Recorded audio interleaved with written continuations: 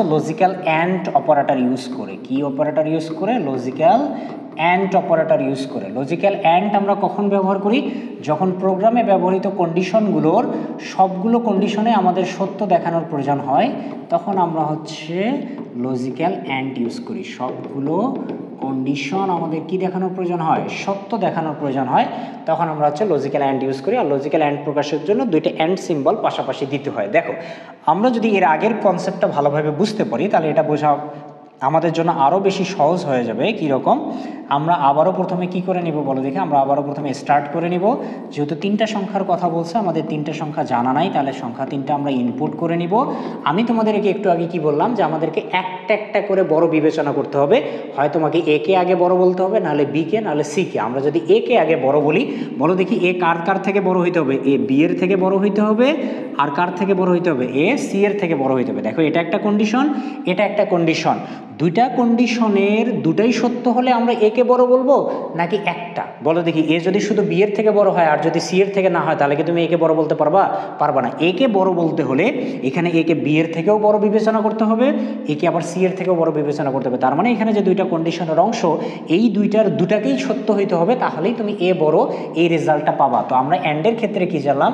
যেখানে সবগুলো কন্ডিশন, সবগুলো বলতে দুইটা ব্যবহার করলে দুটাই সত্য হইতে হবে, তিনটা ব্যবহার করলে তিনটাই, সবগুলোই যখন সত্য হওয়ার পর তুমি রেজাল্টটা পাবা, এই জায়গায় তোমাকে কি ব্যবহার করতে হবে? অ্যান্ড ব্যবহার করতে হবে। এখানে যেহেতু দুটোই সত্য হওয়ার পর আমরা রেজাল্টটা পাবো, এজন্য আমরা এখানে কোন অপারেটর ইউজ করবো? Logical and operator. এটা যদি একটা কন্ডিশন, এই কারণে এটাকে আমরা কন্ডিশন বক্সের মধ্যে নিব। এটা যদি সত্য হয় তাহলে আমরা কাকে বড় বিবেচনা করছি? এ কে, তাহলে আমরা বলবো যে এ বড়। এখন এটা আবার নাও হইতে পারে, তো না হলে এর বিষয়টা শেষ, হয় এ বড় হবে আর না হলে এখন হয় বি হবে না হলে সি হবে। কিন্তু একই সাথে কি তুমি দুইটা দেখাবার না? আমি তোমাকে কি বলতেছি? একটা একটা করে বিবেচনা করতে হবে। তাহলে হয় তুমি এ শেষ, এখন বি কে বিবেচনা করো, নাহলে সি কে। তো আমরা যদি বি কে বড় বিবেচনা করি, তাহলে বি কখন বড় হইতে পারে বলো দেখি? যখন বি এ এর থেকে বড় হবে, আর বি কার থেকে বড় হবে? সি এর থেকে। এখানেও কন্ডিশনের অংশ কয়টা? দুটাই সত্য হলে তুমি বি কে বড় বলবা নাকি যে কোনো একটা? অবশ্যই আমাদের বি কে বড় বলতে হলে এ এর থেকেও বড় বলতে হবে বা বড় বিবেচনা করতে হবে, আবার সি এর থেকেও বড় বিবেচনা করতে হবে। যেহেতু দুটার ক্ষেত্রেই আমাদেরকে আউটপুট সত্য লাগবে, এই কারণে আমরা এখানে কি ব্যবহার করব? লজিক্যাল অ্যান্ড ব্যবহার করব। এটা যদি কন্ডিশন, তাহলে এটাকে আমরা একটা কন্ডিশনের মধ্যে নিব। এটা যদি সত্য হয় তাহলে আমরা বলতে পারি যে হ্যাঁ, কার মানটা বড় হবে? বি এর মানটা বড় হবে।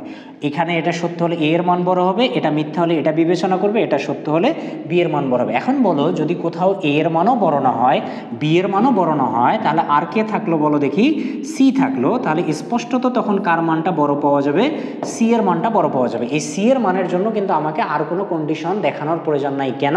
কারণ যদি এও বড় না হয়, বিও বড় না হয়, তাহলে অবশ্যই কে বড় হবে? সি বড় হবে। ঠিক আছে? তাহলে এই যে এভাবে আমরা খুব সহজেই আসলে নির্ণয় করতে পারি যে কখন তিনটা মানের মধ্যে কোন মানটাকে আমরা বড় বিবেচনা করতে পারি। আমরা চাইলে আগে যেটা শিখলাম সেভাবেও করতে পারি, আবার চাইলে কিন্তু এভাবেও করতে পারি। তোমার পরীক্ষায় বিভিন্নভাবে প্রশ্নটা আসতে পারে। তুমি যদি এই ফরম্যাটগুলো শিখে রাখো, তাহলে তিনটা সংখ্যার কথা বলুক, তিনজনের বয়সের কথা বলুক, তিনজনের বেতনের কথা বলুক, তিনজনের আইসিটি নম্বরের কথা বলুক, তিনজনের তোমার ব্যাটসম্যানদের রানের কথা বলুক, যাই বলুক না কেন, তিনটার মধ্যে যখন কম্পেয়ার করতে বলবে তখন তুমি এই ফরম্যাটগুলো ব্যবহার করে কিন্তু খুব সহজেই এই সমস্যাগুলো সমাধান করে নিতে পারবো। এখানে বলছে যে তিনটি সংখ্যার মধ্যে বড় সংখ্যা, তো তিনটা সংখ্যা আমরা কি নিতে পারি? এ নিতে পারি, বি নিতে পারি, আর হচ্ছে সি নিতে পারি, অথবা তুমি এক্স নিতে পারো, ওয়াই নিতে পারো, অথবা জেড নিতে পারো। যে কোনো তিনটা চলক দ্বারা আমরা তিনটা মান বা তিনটা সংখ্যাকে ডিফাইন করলাম। এখন তোমাকে এই তিনটার মধ্যে যে কোনো একটাকে প্রথম অবস্থায় বড় বিবেচনা করতে হবে।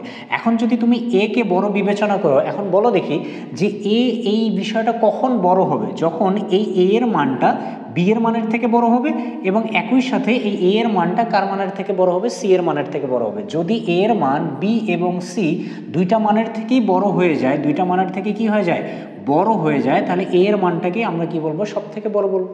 আবার যখন আমরা বি কে বড় বলবো, বি যদি কার মানের থেকে বড় হয়? এ এর মানের থেকে এবং কি সি এর মানের থেকে, তাহলে আমরা বি এর মানটাকে কি বলবো? সব থেকে বড় মান বলবো। তার মানে যতটার মধ্যেই আমাকে বড় নির্ণয় করতে বলুক না কেন, আমাদেরকে প্রথম অবস্থায় যে কোনো একটাকে বড় বিবেচনা করতে হবে। আর ওই একটা কখন বড় হবে বা বেশি হবে? যখন অন্য যেগুলো আছে সেগুলোর থেকে তার মানটা বা ভ্যালুটা কি হবে? বড় হবে বা বেশি হবে। এই বিষয়টাই আমরা এখন কার মাধ্যমে ইমপ্লিমেন্ট করব? ফ্লো চার্টের মাধ্যমে। ফ্লো চার্ট শুরু করে না কেন, আমাদের প্রথমে সেটাকে কি করতে হবে? স্টার্ট করে নিতে হবে। এখানে যেহেতু তিনটি সংখ্যার কথা বলা হয়েছে এবং সংখ্যা তিনটার মান উল্লেখ নাই, তাহলে সংখ্যা তিনটার মান আমাদের কি করতে হবে? ইনপুট করতে হবে। ইনপুটের জন্য আমরা জানি কোন বক্স নিতে হয়, এই যে সামান্তরিক বক্স, এখানে আমরা ইনপুটের জন্য ব্যবহার করতেছি, এই জন্য ইনপুট লিখতে পারি। তিনটা চলককে আমরা কি ধরে নিতে পারি, ABC। তুমি চাইলে XYZ নিতে পারো, নাম্বার 1, নাম্বার 2, নাম্বার 3, যে কোনো চলক দ্বারা তুমি জাস্ট তিনটা মানকে ডিফাইন করে নিবা। এরপরে আমি তোমাদেরকে একটু আগে কি বললাম, যে তিনটা বড় বলছে, ঠিক আছে, তুমি জাস্ট যে কোনো একটাকে আগে বড় বিবেচনা করো। হয় তুমি A কে বড় বিবেচনা করো, বা প্রথম সংখ্যাটাকে বড় বিবেচনা করো, না হয় B কে, না হয় C কে, তুমি জাস্ট যে কোনো একটাকে আগে বিবেচনা করো। তো আমি যদি A কে এখন বড় বিবেচনা করি, তাহলে A কখন বড় হবে বলো দেখি, যখন A এর মানটা B এর মানের থেকে, আবার কার মানের থেকে, C এর মানের থেকে বড় হবে, তখন আমি A এর মানটাকে সব থেকে বড় হিসেবে আউটপুট আকারে দেখাইতে পারবো। এখন এখানে কন্ডিশন দিতে হবে, তাই না? কন্ডিশনে আমরা A কে আগে কার থেকে বড় বিবেচনা করব, B এর থেকে। এজন্য আমাদের কি লিখতে হবে, A গ্রেটার দেন B। আমরা জানি কন্ডিশনের দুইটা স্টেট, হয় কন্ডিশনটা সত্য হবে আর না হয় কন্ডিশনটা মিথ্যা হবে। তা আমরা যে কন্ডিশনটা ব্যবহার করলাম, এই কন্ডিশনটা যদি সত্য হয়, তাহলে এখানে কার মানটাকে আমরা বড় বলতেছি, A এর মানটাকে আমরা বড় বলতেছি, কারণ A গ্রেটার দেন B। যদি এই কন্ডিশনটা সত্য হয়, তাহলে A এর মানটা বড় হবে, কিন্তু শুধু কার থেকে বড় হবে, B এর থেকে। তো A এর মান শুধু B এর থেকে বড় হলেই কিন্তু আমরা A কে বড় বলতে পারি না। A এর মানকে যদি আমরা সব থেকে বড় বলতে চাই, তাহলে A এর মানকে C এর মানের থেকেও বড় হইতে হবে। এখানে আমরা A কে B এর মানের থেকে বড় দেখাইছি। এখন A কে যদি আমরা সব থেকে বড় বলতে চাই, তাহলে A কে আমাদেরকে আবার কার মানের থেকে বড় বলতে হবে, C এর মানের থেকেও বড় বলতে হবে। তাহলে আমরা কি দিব, A গ্রেটার দেন C। এটা যদি সত্য হয়, তাহলে A B এর থেকে বড়, আর এটা যদি সত্য হয়, তাহলে A C এর থেকে বড়। যেহেতু A B এর থেকেও বড় এবং C এর থেকেও বড়, তাহলে এখন আমি বলতে পারি যে এখানে কার মানটাই সব থেকে বড়, A এর মানটাই সব থেকে বড়। বিষয়টা বুঝতে পারছো? আমরা প্রথমে A কে B এর থেকে বড় ধরে নিলাম, কিন্তু A শুধু B এর থেকে বড় হলেই হবে না, A কে C এর থেকে বড় হইতে হবে। এজন্য আমরা A কে C এর থেকে বড় ধরে নিলাম। যদি এটা হয়, তাহলে আমরা এখন বলতে পারি যে হ্যাঁ, A এর মানটাই সব থেকে বড়। বাট এই বিষয়টা কিন্তু নাও হইতে পারে, কারণ কন্ডিশন হয় ট্রু হবে, না হলে ফলস হবে। এটা সত্য হলে A বড় আসতেছে, ঠিক আছে, বাট এটা আবার কি হইতে পারে, মিথ্যাও হইতে পারে। তো যদি এই কন্ডিশনটা মিথ্যা হয়, অর্থাৎ এই মোমেন্টে যদি A বড় না হয়, তাহলে আর কে থাকতেছে, C থাকতেছে। তাহলে ওই মুহূর্তে কে বড় হয়ে যাবে, A বড় না হলে এই মুহূর্তে বড় হয়ে যাবে হচ্ছে C বড় হয়ে যাবে। এতটুকু বিষয় আশা করি তোমরা বুঝতে পারছো। আমি যদি আরও একবার বলি, আমরা প্রথমে A কে বড় বিবেচনা করলাম কার থেকে, B এর থেকে, কিন্তু শুধু A B এর থেকে বড় হলেই হবে না, A কে আবার C এর থেকেও বড় হইতে হবে। এজন্য আমরা C এর থেকেও বড় বিবেচনা করলাম। যদি এটাও হয় এবং এটাও হয়, তাহলে কাকে বড় বলতেছি আমরা, A কে বড় বলতেছি। এই বিষয়গুলো কখন, যখন সত্য হবে। কিন্তু এই বিষয়টা আবার কি হইতে পারে, মিথ্যাও হইতে পারে। মিথ্যার বিষয়টাকে আমরা বলতে পারি নো বা ফলস। যদি এই জায়গাটা মিথ্যা হয়, অর্থাৎ যদি A বড় না হয়, তাহলে এই মুহূর্তে আর কে থাকতেছে, C।